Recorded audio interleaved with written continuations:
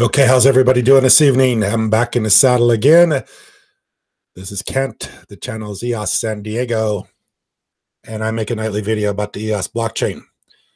And as you can see, as we look at CoinGecko, the market did take a bit of a dip. So we're down to 355. I think it was up over 420, 430, somewhere in that range.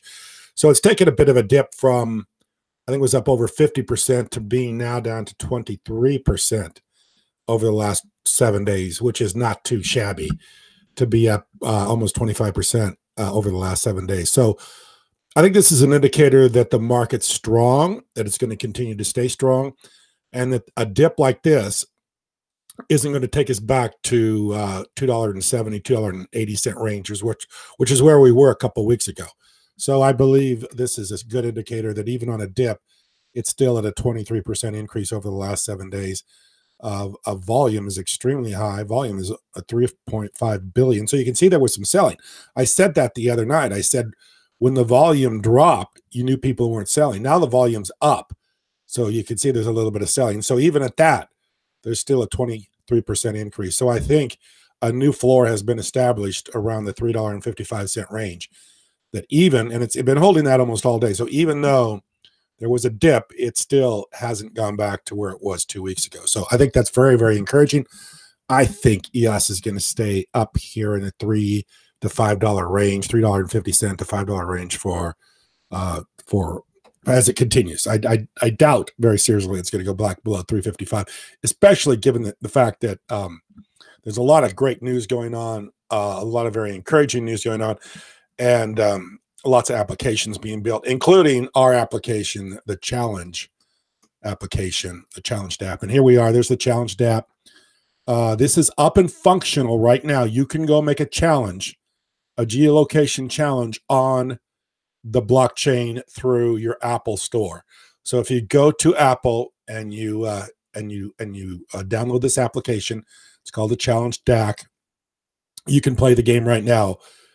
And how you play the game is if you want to challenge somebody, wager somebody some tokens to be at a certain place at a certain time for a certain period, then you can do that. And it's all functional, operational, and going right now.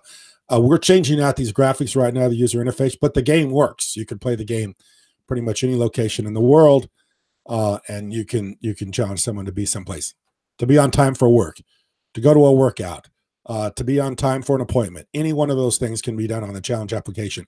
That's why we're changing the graphics, because we're going to make this a broad-based challenge, not just for making it to the to work out, but a broad-based challenge for any kind of place to be. So anyway, that is up and running. That is operational. We're changing the interface here as we speak. It's going to be all new graphics. We're also going to have a leaderboard, so the people that could see who's making the most challenges and completing them. We'll have that as one of the features too, as well as being able to use EOS in the challenge. So there's a lot of great things going on with the Challenge application, and it's running. It's running on the blockchain. It's running in the Apple Store. One of the few. People are asking me about the Android, when we'll be up in Google. We are going to be there very soon. We're trying to get everything worked out in Apple first, because Apple is a little more, in my opinion, it's a little harder to get things all working in Apple. So we know once we get it all working in Apple, we can get it into the Google App Store very easily. So we're just trying to solve all the problems in Apple first. And once we get that, it'll be in Google Play. But right now it's running. You can use it and play around with it. So by all means, we have a running application, one of the few on the blockchain. A lot of people talk about nothing being built and nothing being followed through and up and running. Well, we do have something up and running, and we do have something that's built, and we did perform. And there are a lot of people that have our token. 167,000 accounts originally. I don't know how many have them today, maybe more, maybe less. But it's traded on new decks. It's traded on a number of exchanges, and it's up and running, and everything has been completed. We are just going to perfect it from here on and make it better and better and better. So that is and that's one of the reasons why we're optimistic about EOS, because we're able to do this. We're able to get something up and running and have it function and run and do it very smoothly. And we're excited about that, and we're happy to be on the blockchain.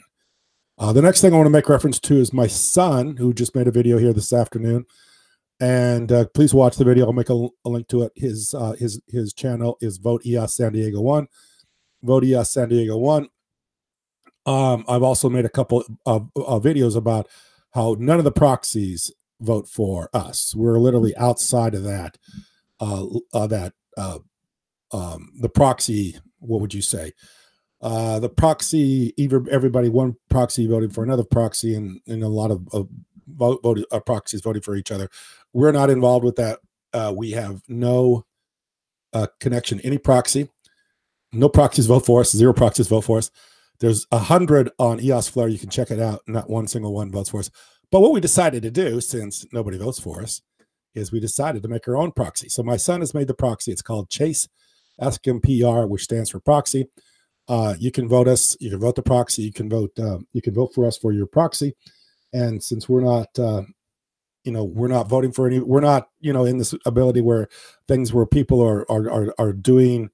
And let's just say it. I mean, they're voting for each other, and it's going back and forth. And instead of money going into making the blockchain better, money is going back to getting each other to vote, voting for each other. That's what a lot of this is about. So, and I've talked about this before on my channel. So anyway, if you want to vote us as your proxy, we're completely clean. We don't vote for people because they pay us or anything like that. We just try to pick the best people that we can, and we're trying to be as clean as possible in that respect. And like I say, our major emphasis is the challenge application. And the challenge application means we want the best block producers running.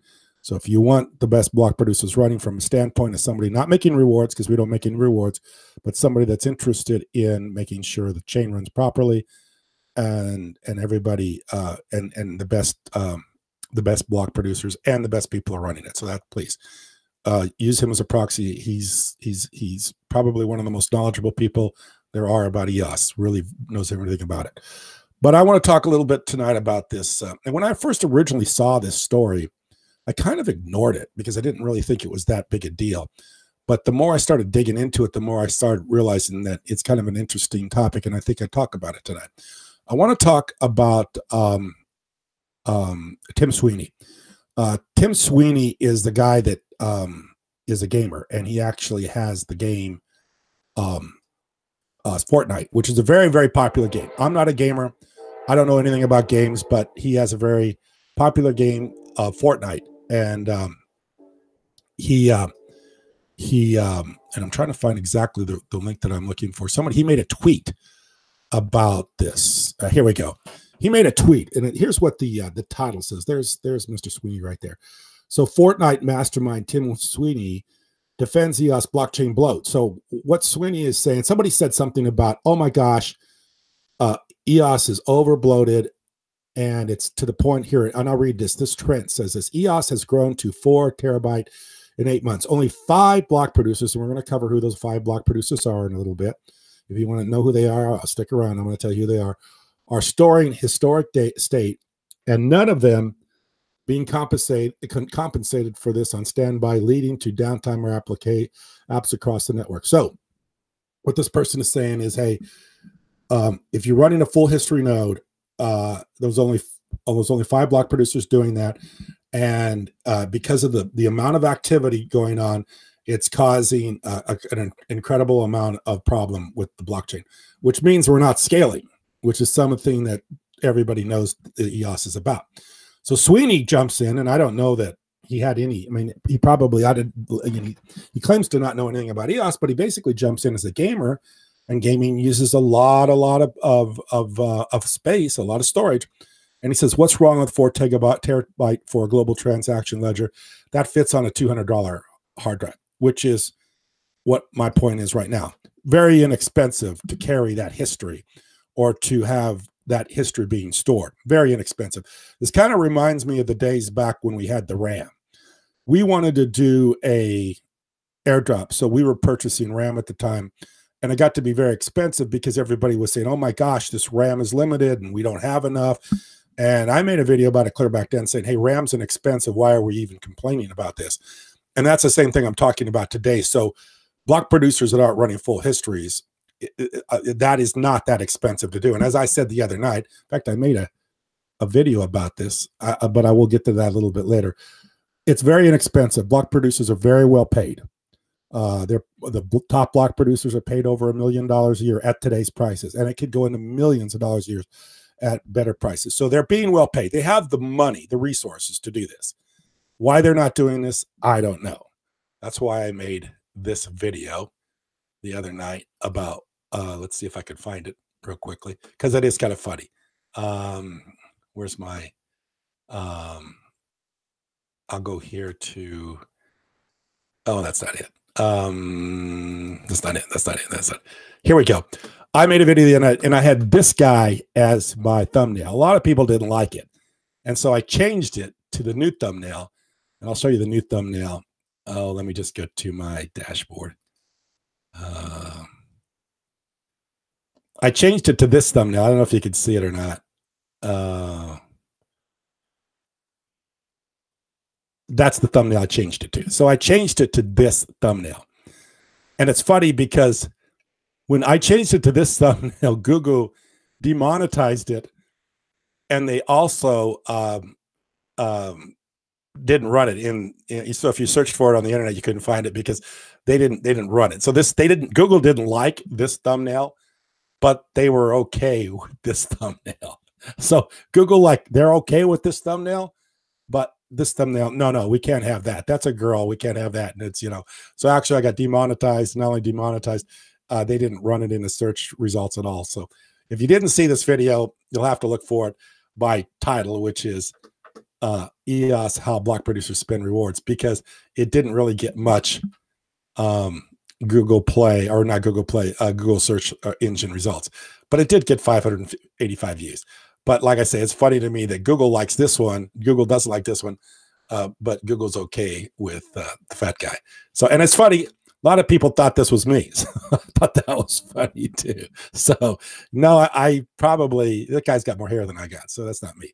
But it could be me other than that. But I don't. So anyway, enough of this stuff. It was all kind of funny to me.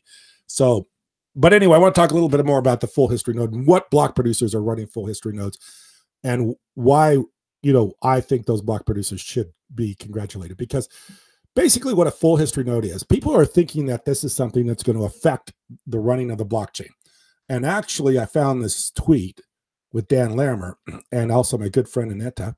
I love Aneta. She does a really great job. If you don't know who Aneta is, you need to follow her on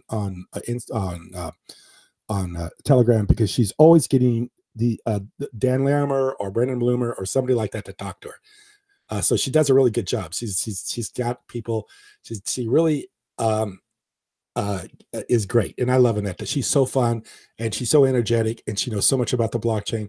And I really like her. So anyway, she got Dan to come on, and she says, Dan, how important are full history nodes for EOS? How many are enough? And Dan comes back, this is not critical for function. Can we get rid of them? Market will set price for supply demand of full history node. So what Dan is saying, you don't need a full history node in order to run a blockchain. I think block producers should do it because they're being paid to do it. So the fact they're not doing it means they're just not doing everything they can. Although they're being well paid, like I say, over $1 million a year, if they're in the top 15 or 10 or whatever it is, to do this, and they're still not doing it because they obviously don't want to spend money in giving the storage for the blockchain. So they're not doing it. But there are a few are. We're going to talk about those in a second.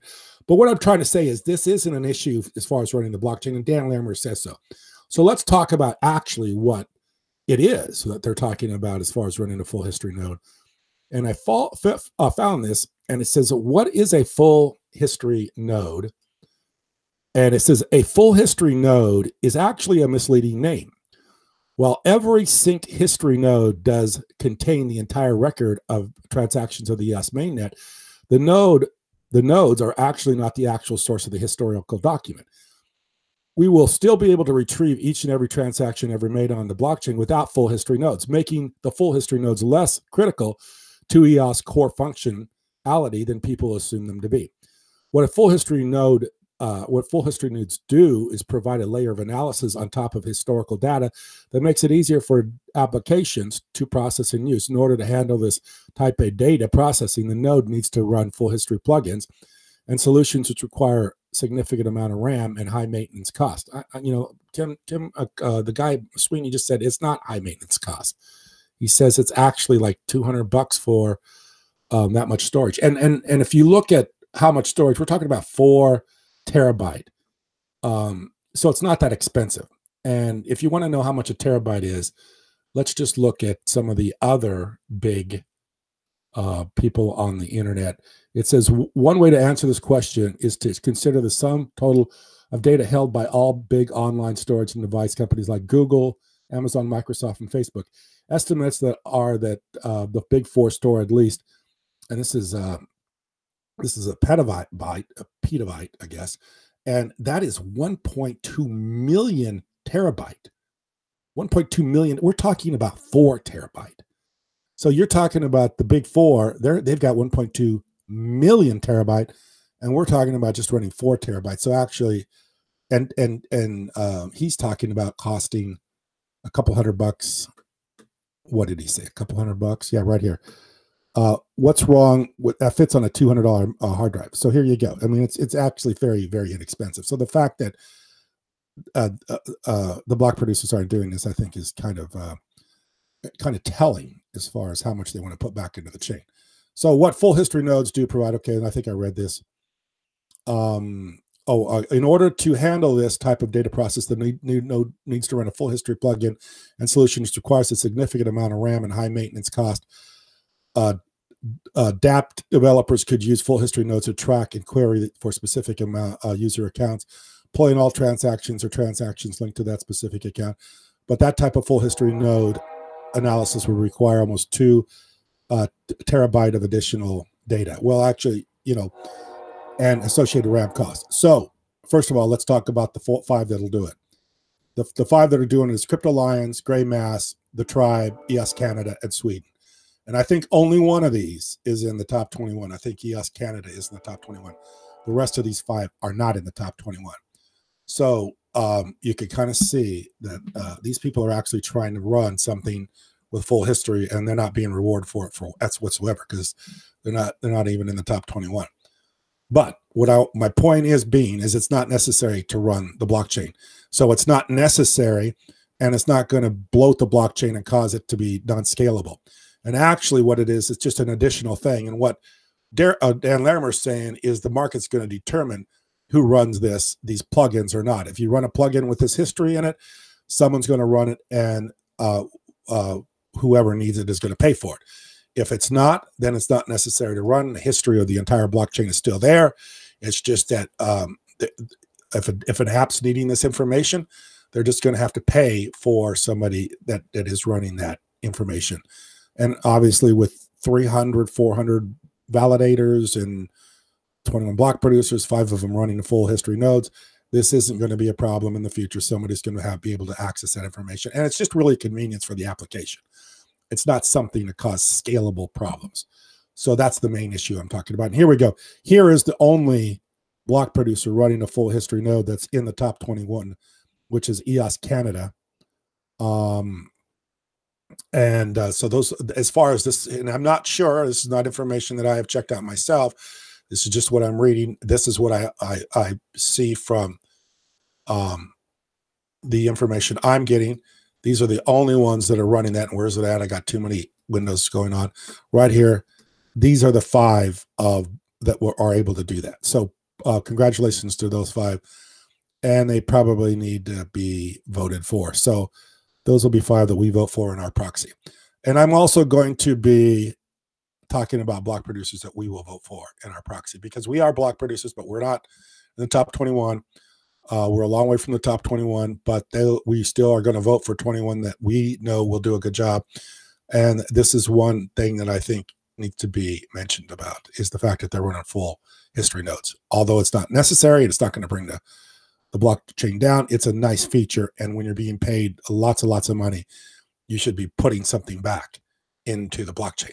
So anyway, I don't know how long this video went on tonight. Probably went on a little bit long. And it was probably about a subject that a lot of people aren't as interested in as other people. But I cover everything, and I try to be as honest and as fair as I can.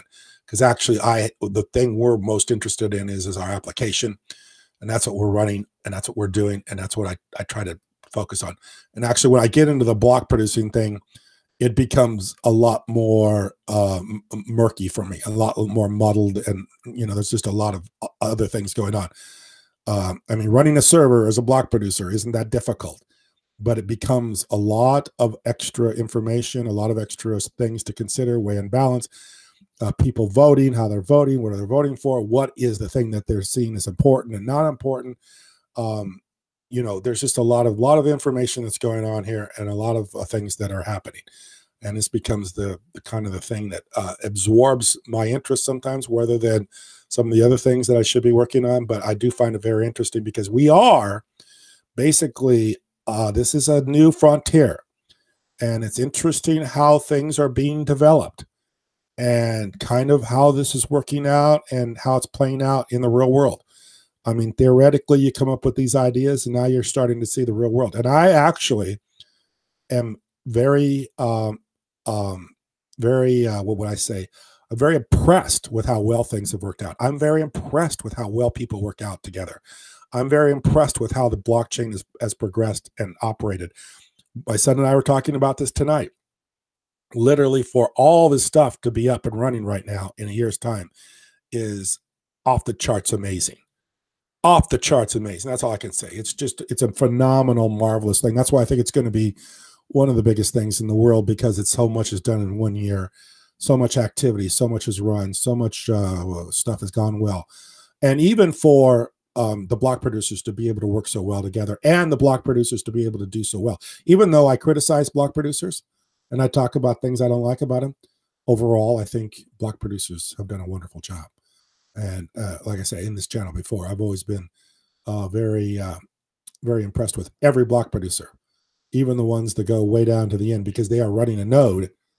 They're running the full blockchain. They're running not the full blockchain, but they're running the blockchain without even being paid for it, like we are. And that's to be congratulated, all the way up to the very top ones. And some of them are big, and some of them are exchanges.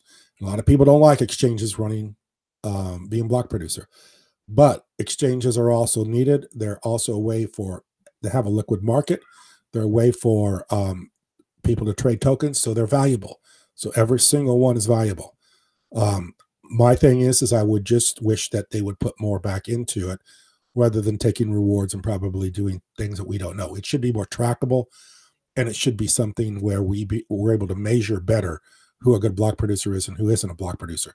I mean, so many people use different things to measure block producers, whether they're good or not.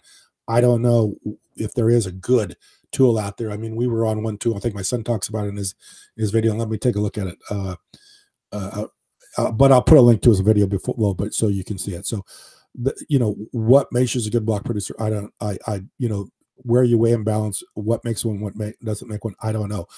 But we will do a lot of research, and we will make sure that we pick and select block producers that we think will further the chain and do the best for the chain. Because ultimately, our interest is in the chain overall, because we are building applications, and we will be building more applications.